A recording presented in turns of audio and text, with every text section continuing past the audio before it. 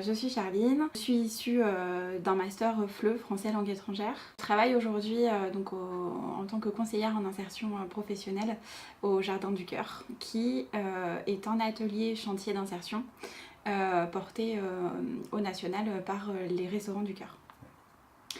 Le travail de conseiller en insertion professionnelle, c'est du moins ici au Jardin du Cœur, s'occuper du recrutement. Hein. Donc on a des personnes qui sont éloignées du marché de l'emploi, qui ont eu un parcours professionnel un petit peu chaotique, on va dire.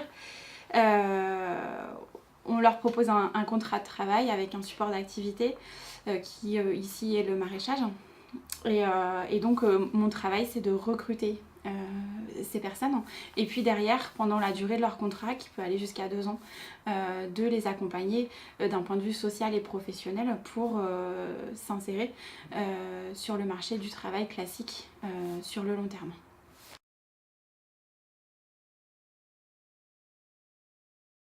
Non, pas du tout. C'est quelque chose que je refuse et que je me refuserai toujours, et en tout cas je me battrai pour, parce que pour moi, mettre les gens en situation de test, alors que c'est pas forcément le moment pour, c'est mettre les gens en situation de stress tout de suite. Donc déjà, le climat de confiance, le lien, pour moi c'est difficile. Et puis en plus, moi ce que je vais chercher en entretien d'embauche, de recrutement, c'est le meilleur de la personne. Alors ça peut paraître un peu utopique ce que je dis, mais c'est vraiment le cas. Donc quand je dis qu'il n'y a pas un entretien qui se ressemble, c'est parce que si je vois qu'il y a une personne tout de suite, à force, avec l'expérience, on arrive à détecter certains codes, certains signes qui font que la personne elle est en difficulté en face. Donc je vais utiliser beaucoup l'humour pour essayer de rassurer. J'ai une trame, bien sûr, mais voilà.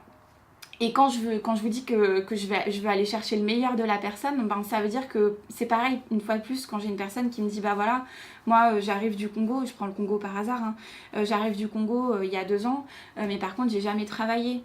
Est-ce que vous êtes sûr que vous n'avez jamais travaillé parce que vous avez 40 ans Et en fait on se rend compte que les gens, ils estiment que sous prétexte qu'ils arrivent en France, ben, du coup ça annule tout ce qui s'est passé avant, ça annule tout quoi. Parce que peut-être qu'ils pensent que de travailler au Congo, du coup ça n'a aucun intérêt pour la France. Mais ici moi du coup je vais chercher ça. Ok, mais vous avez fait des choses au Congo, qu'est-ce que vous avez fait? Et là en fait on se rend compte que en questionnant, ben, on arrive à obtenir des choses. Si on n'avait pas été à l'écoute, du coup on serait passé à côté. Si je me contente de la question est-ce que vous avez déjà travaillé, ben non, enfin voilà.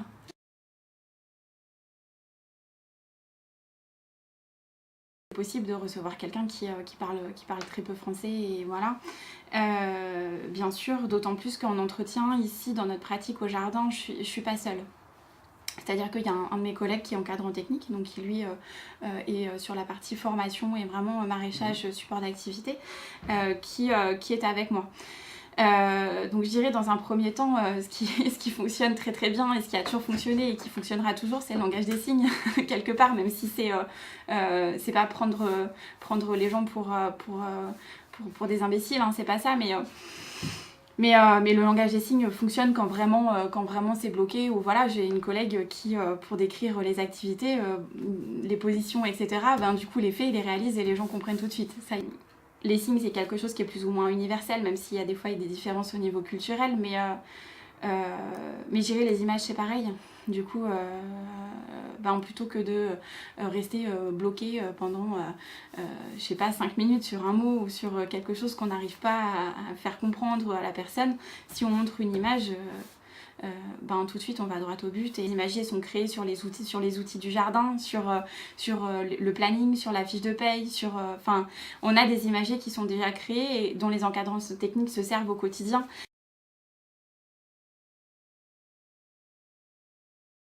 Pour parler du parcours, je dirais que déjà je vais utiliser des mots-clés. Et plutôt que de me lancer dans des longues phrases, voilà, je vais utiliser le mot travail, je vais utiliser le mot école, même si j'entends par école formation professionnelle. Voilà, j'essaye de donner des âges précis Donc je dirais que j'utilise des mots-clés pour aller directement voilà, droit au but plutôt que d'utiliser des phrases très très longues et de perdre les gens en face. Et puis je m'assure, parce qu'on se confronte la plupart du temps et dans beaucoup de cas de figure à des personnes qui, par politesse ou même d'un point de vue culturel, vont dire oui, oui, oui, oui. Et puis en fait, avec l'expérience, on se rend bien compte que des fois, le oui, il correspond à quelque chose qu'ils n'ont pas du tout saisi, pas compris. Donc bien souvent, je demande de reformuler. Et ça fonctionne. Ils reformulent avec leurs mots, mais au moins, moi, ça me permet de voir si la personne, elle a compris ce que je voulais lui demander.